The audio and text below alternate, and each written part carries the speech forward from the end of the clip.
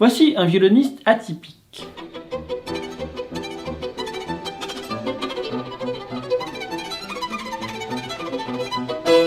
Mais ne le sont-ils pas tous? Disons que Perlman est encore plus que les autres. Ayant eu la polio à 5 ans, il a perdu l'usage de ses jambes et a dû jouer assis pour le restant de sa vie, développant une technique très originale et très minimaliste.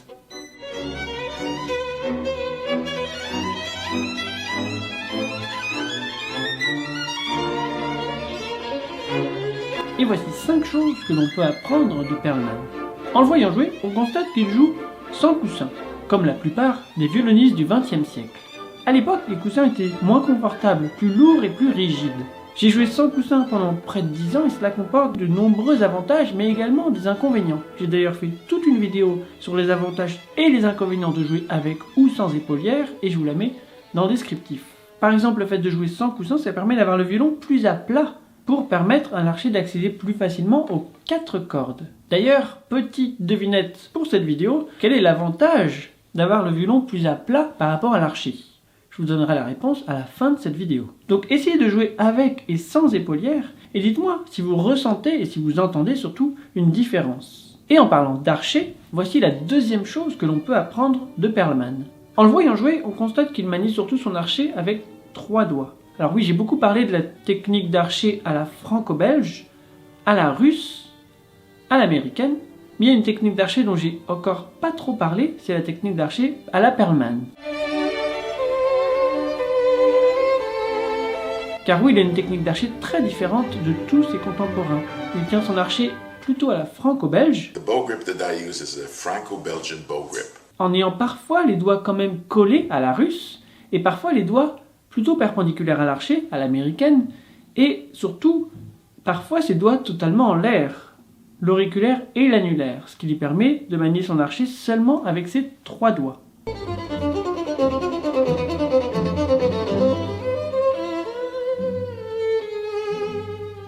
Et avec ce geste très minimaliste, il donne l'impression que jouer du violon est très facile et amusant.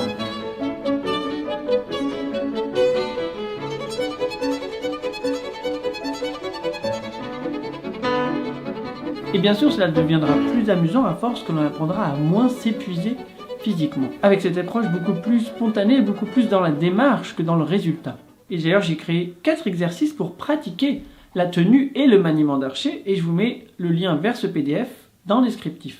Et donc c'est la boucle pouce majeur qui dirige l'archer et non le bras tout entier. Donc si en fait on utilise peu d'archers,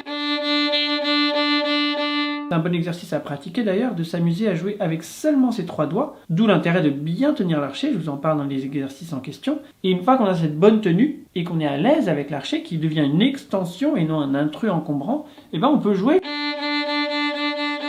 avec seulement ces 3 doigts. Et on se rend compte que ce tripode est moteur et non l'ensemble du bras. Et si on joue avec plus d'archers,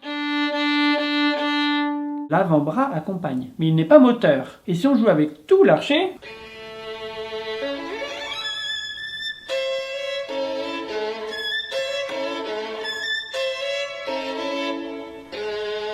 l'ensemble du bras accompagne, mais sans être moteur. On a l'impression que tout le bras est actif, mais en fait c'est pas le cas. Avec ce côté très minimaliste que j'apprécie beaucoup chez lui, même lorsque l'ensemble du bras est actif, il n'est pas moteur.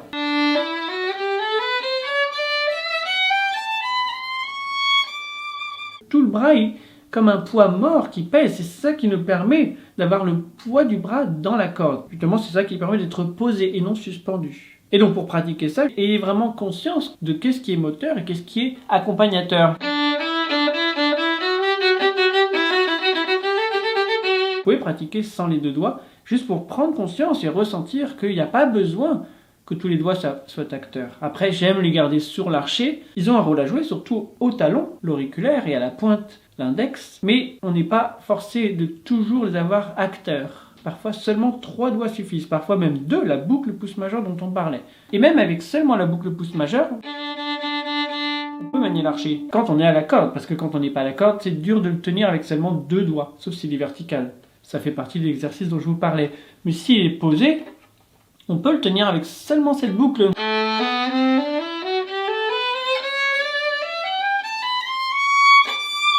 Qu'avec cette boucle, ça vous permettra, quand vous aurez tous les autres doigts, d'avoir d'autant plus d'assises. Donc pratiquez ça avec seulement cette boucle, puis avec le tripode, puis avec les 5 doigts. Et ensuite, vous verrez que vous aurez beaucoup plus de confort à manier l'archet avec peu d'archets ou avec plus d'archets ou avec tout l'archet. Et donc en parlant de l'ensemble du bras qui est acteur mais pas moteur, ça nous mène à la troisième chose qu'on peut apprendre de Perlman. Et en le regardant jouer, on remarque que son coude est relativement bas, globalement.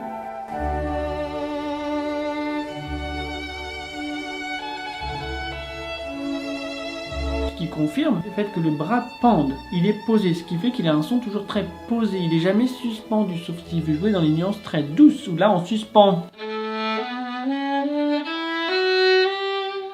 On veut quelque chose de très doux, mais si on veut quelque chose de très posé,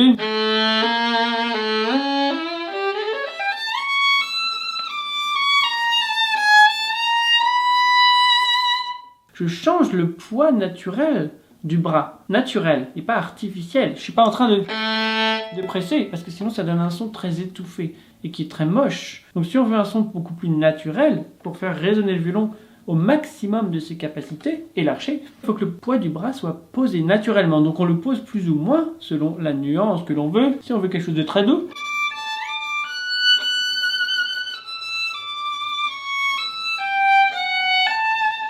et si on veut quelque chose de beaucoup plus forté,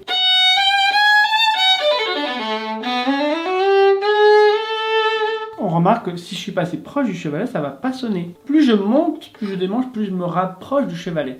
Pour compenser cette tension grandissante à force que la corde se rétrécisse lorsque le doigt monte en position. C'est encore plus vrai sur la corde de sol que sur la corde de mi. Sur la corde de mi qui est beaucoup plus tendue par nature, on peut se permettre de jouer plus près du chevalet même quand on est dans les premières positions, si on joue fort. Donc après, vous voyez, c'est toujours un dosage à trouver.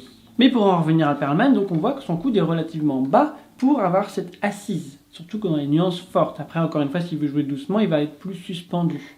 Donc c'est nous qui manions ce poids naturel du bras pour justement faire les nuances et être toujours posé. On n'est jamais suspendu, même quand on lève un petit peu le bras. Toujours dans la corde, on n'est jamais suspendu au niveau des épaules, parce que sinon on n'a plus aucun contrôle. Et donc un petit exercice pour pratiquer justement ce coude très passif et très posé. D'ailleurs, je demande parfois à mes élèves de poser leur coude sur un pupitre ou sur une étagère ou peu importe, pour sentir qu'il est posé et qu'il est inactif. Sauf si on utilise tout le bras, auquel cas il bougera, mais ce sera plus par conséquent. Encore une fois, il accompagnera sans être moteur. Donc pratiquez ça avec peu d'archets. Mon coude ne bouge pas. Donc pratiquez avec un petit peu d'archet en corde à vide. On est vraiment posé, le coude bouge au talon en moitié inférieure, mais parce qu'il n'a pas le choix en fait. Morphologiquement, on est obligé de le bouger, mais c'est pas pour ça qu'il est moteur. Donc essayez de cette manière de diriger l'archet et dites-moi dans les commentaires si ça vous plaît comme sonorité, ou est-ce que vous voyez pas vraiment, vous n'entendez pas une différence, et surtout est-ce que vous vous sentez mieux, c'est important, parce que c'est le confort avant tout. Si on n'est pas à l'aise, on aura du mal à avoir une sonorité saine. Et en parlant de sonorité, ça nous conduit au quatrième point qu'on peut apprendre de Perlman. Passons maintenant à la main gauche. Alors en le voyant jouer, on remarque que sa main gauche est très timbrée. Il y a différentes choses qui comptent. Déjà, il a des gros doigts. Bon, ça c'est quelque chose qu'on ne contrôle pas, on a tous notre morphologie singulière. Mais on remarque que ses doigts sont posés à plat.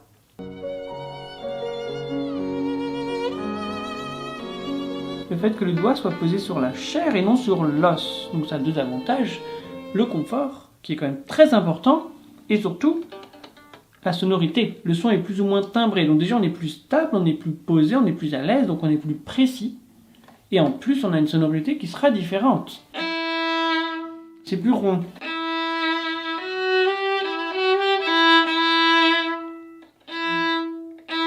Là c'est plus sec.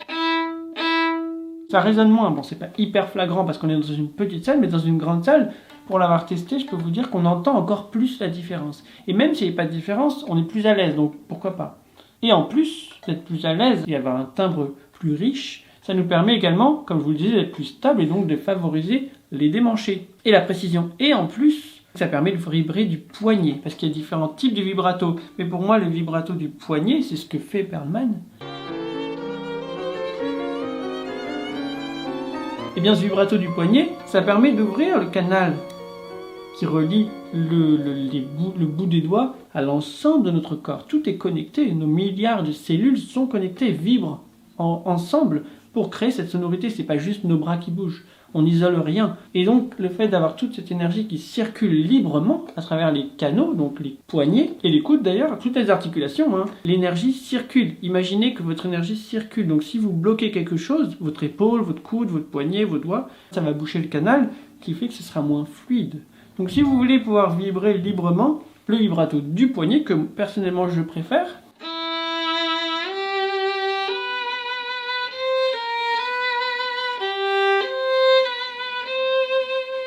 surtout pour le quatrième doigt. De l'avoir posé à plat, c'est beaucoup plus sécurisant. Et ça a encore une fois plus de timbre parce que le quatrième doigt, l'auriculaire est très fin. Et donc il a besoin d'avoir un maximum de contact avec la corde pour pouvoir avoir ce timbre et cette assise qui va vous permettre de jouer avec plus de dextérité et plus de plaisir en fait. C'est tout ça qu'on cherche. Essayez et dites-moi si vous préférez jouer avec les doigts posés comme des marteaux, comme on me l'a souvent recommandé, et ça marchait pas, ou les doigts posés à plat. Ce qui nous conduit au 5e point concernant la main gauche à nouveau, c'est le fait que Perlman garde ses doigts près des cordes, le plus souvent. Pas toujours, parfois il lève son index pour libérer un peu sa main, bon pourquoi pas. Personnellement je préfère la garder ronde, et tous les doigts près des cordes, comme il le fait souvent. Et en fait ça permet plus de dextérité, parce que si on a les doigts près des cordes, ça permet d'avoir déjà moins de chemin à parcourir que si on est comme ça. Là, d'un coup, il faut revenir à la corde, donc ça fait quelques centimètres de plus. Donc quand on joue vite, ça fait une grosse différence. Surtout, on s'épuise et on perd en précision à force d'avoir à faire tant de chemin. Alors si on est beaucoup plus minimaliste et focalisé, celui qui fait ça très bien, c'est Shlomo Mintz.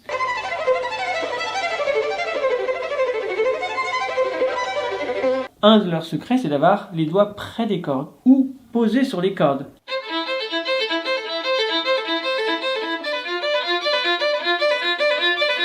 Si on laisse pas l'index posé, c'est hyper dur à jouer. Déjà que c'est pas facile avec l'index.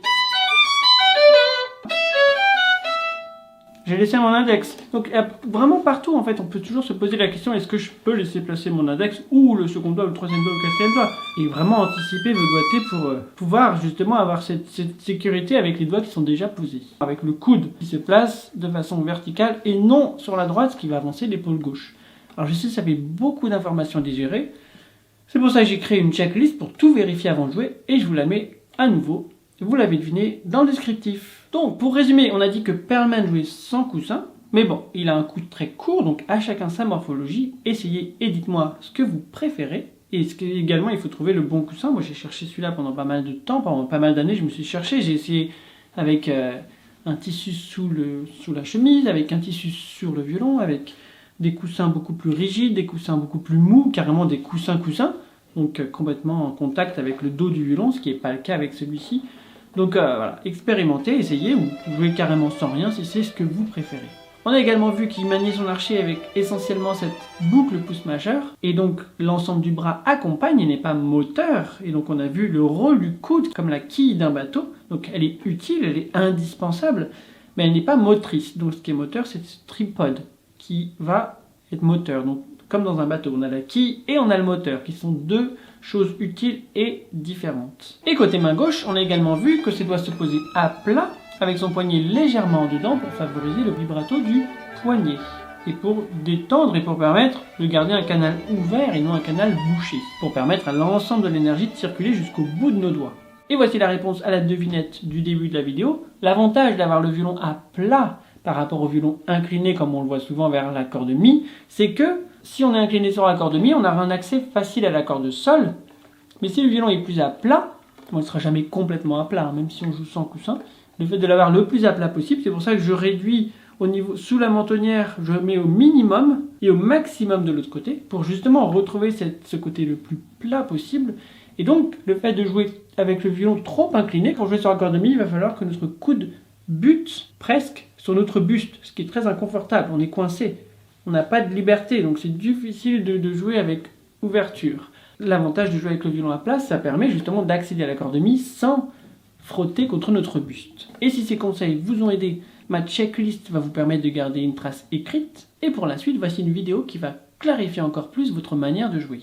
Bonne mise en pratique, et je vous retrouve de l'autre côté pour continuer à progresser.